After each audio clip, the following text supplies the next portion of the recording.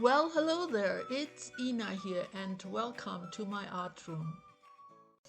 I have another one of those kids' toy trays here, and I want to combine it with one of these sets of die cuts. These were sent to me by a dear friend, and as you can see, the big one has a silhouette and some very cool gear shapes on the top there. It also comes with a big gear, which is intended as a stand, but I most likely won't use it that way. So I start by adding some black gesso to my box because I want to cover most of it with some craft paper. I have a nice set of these very cool colored papers, and I think it will give me a nice starting point. So I cut my paper to size, and then I took some brown distress ink to go all around the edges to get rid of the white. Now I only had 2 pages of the same design, so for the back of the box I took a different paper with similar colors. Not quite right, but I will remedy that later. For now, I will use some Mod Podge to glue everything down. And the soft cloth will help me push out any air to avoid bubbles. Now I'm planning to decorate the die cut separately, and then when it's all done, I will just glue it into the finished frame here. For the next step, I used some Robin Buff in copper just on the edges of the tray to give it a bit of that metallic rustic look. Next, I have this drawer handle. It already has some texture on it, and it gets also a bit of the rub and buff, and I will use my E6000 to glue it to the top. I just really like the way it looks. It makes these kind of trays or boxes more complete. And then I used some different ink pads I had to add a bit more color to the back paper just to make it correspond a bit more to the one I used on the inside, and I think it worked more or less. So my frame or tray can dry a bit and I can get started on my die cut. I have a few odds and ends here, some rusted bits, some embellishments. I have some real gear from an old clock, some coins, some bought gears. I also have a bunch of keys, and then these wooden die cuts of gears, and I want to start by coloring them with black paint. I also have a black bottle top, and then this jewel or something from a jewelry piece. It has a very iridescent color. It's kind of pretty and it fits perfectly into that little top, so that's where it will go. And the top is the perfect size to go right behind that big hole in my die cut here, and that will give me some depth because I don't want to glue this silhouette just flat into my box. So I want to build it up using gears. Yeah, it seems to lend itself to gears, so lots of gears in this project. Now at this point I decided not to paint the silhouette. I also did not want to paint any of the metal gears or components.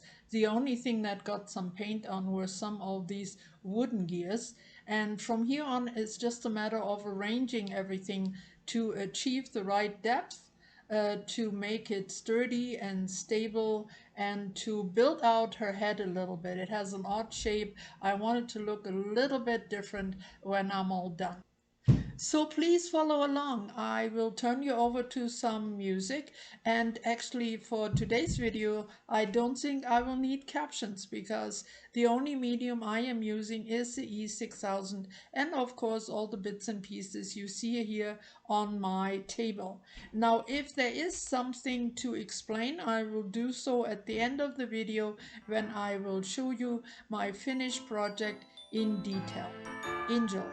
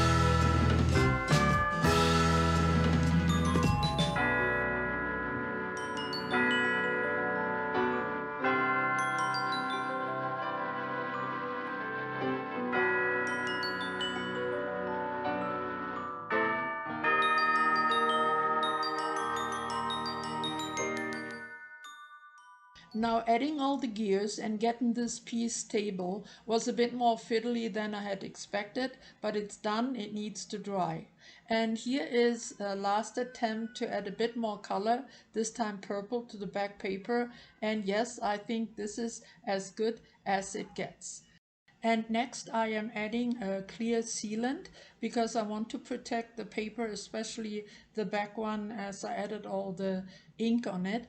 And while I was at it, I covered everything and it gives it just a bit of a satin shine. Next, two more gears over the holes of the handle. They have some screw looking tops, so it looks cool. Everything is dry and ready for the silhouette. And here in the back you can tell that I added another bottle top and a piece of metal just to make it more stable and to give me more points for gluing it down. So I have one shot to get it in here straight, and then of course it needs to dry again, but then it's completed and here is a final look. So here on the top you can see the jewel way down there in the hole and all the rather extensive layering I did with the gears. And then here is the moving part. This mechanism came from an actual clock. And here on the bottom I have an emblem that says listen, and it has a few numbers. The little arrow there is actually the end of a belt. Now back to the word listen. I thought it fit very well to the overall look of this little assemblage. I think the gears are very much our thoughts, what's going on in our heads. Sometimes very confusing, sometimes working well. Then, of course, there's the precious stone, the essence of who we are. It has so many different colors. We are all very different, very unique. But it's always very important to listen to our thoughts, our feelings, and our intuition. All right, now this project was definitely a little bit different to the way I usually work, but equally fun to complete. I hope you enjoyed it and it gave you some ideas for your own art. It also didn't take me too long to put together because by the time you see this video, I will be enjoying the Colorado mountains on another camping trip. So I wanted to get this done and scheduled before I leave. Thank you so much for coming. I see you latest next Friday. Stay well and creative, and bye bye for now.